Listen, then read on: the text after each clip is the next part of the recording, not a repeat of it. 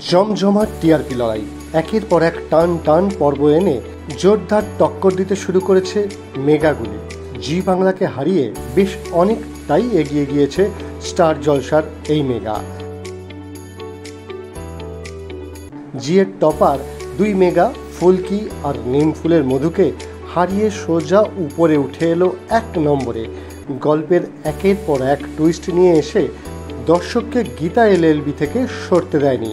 গীতার ঘরে ও বাইরে যে সুন্দরভাবে মানিয়ে নিয়ে চলছে তাদের দর্শক, গীতা থেকে মুখ ফেরানো তো দূরের কথা, তাকে আরও কাছে টেনে নিয়ে এই সপ্তাহের সেরা সেরা শিরোপা পেয়েছে।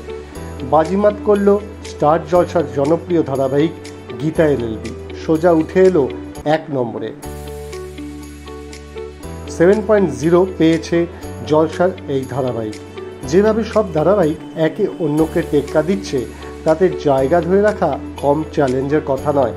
দেখা যাক আগামী সপ্তাহে গীতা সওয়াল জবাব করে নিজের জায়গা ধরে রাখতে পারে কিনা।